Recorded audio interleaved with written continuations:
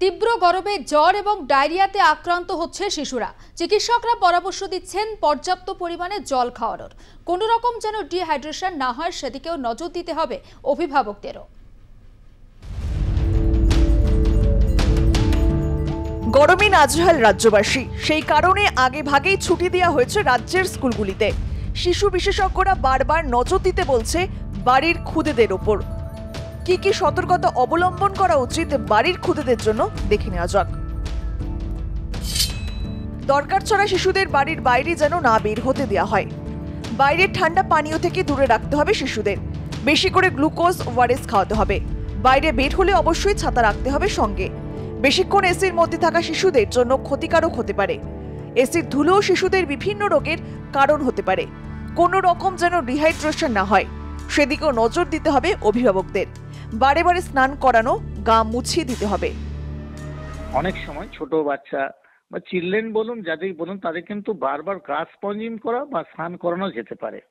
অনেকে মনে করেন স্নান করলে তাদের কিন্তু বোধহয় ভাইরাস, এসব রোগ, সর্দি কাশি লেগে যেতে পারে। তা কিন্তু নয়। সর্দি কাশিগুলো এগুলো হচ্ছে একটা ব্যাকটেরিয়া বা ভাইরাসজনিত রোগ। আপনার এনভায়রনমেন্টে যদি এটা না থাকে তাহলে কিন্তু আপনার এটা হবে না। সুতরাং স্নান করে বাচ্চাকে কিন্তু ভালো রাখা যেতে পারে। আর যেটা বলবো বারবার, ফ্লুইডটা কিন্তু আমাকে নিতেই হবে। মৌসুমি ফলের ব্যাপারটা, সেটাও কিন্তু খেতে হবে। এইগুলোকে আপনাকে খেয়াল রাখতে হবে।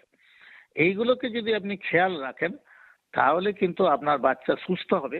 এটা শুধু বাচ্চাদের জন্যও নয়, বয়স্কদের ক্ষেত্রেও কিন্তু এই ব্যাপারটা আছে। রবিবার শহরে তাপমাত্রা ছাড়িয়েছে 41 ডিগ্রি।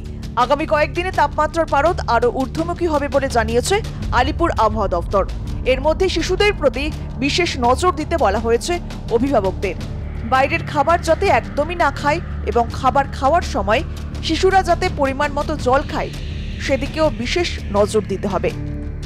বাচ্চাদেরকেও যেমন সতর্ক থাকতে হবে, বড়দেরকেও, অভিভাবকদেরকেও এই তীব্র গরমে সতর্ক থাকার কথা বলছে আবহাওয়া দফতর এবং একই সঙ্গে চিকিৎসকরাও। এখন দেখার বিষয় একটাই, প্রত্যেকে যে প্রশ্নের দিকে তাকিয়ে রয়েছেন, প্রত্যেকে যে উত্তর খুঁজছেন কবে একটু হলেও স্বস্তির বৃষ্টি নামবে, যদিও এখনো পর্যন্ত সেই স্বস্তির কোনো রকম কোনো খবরই নেই।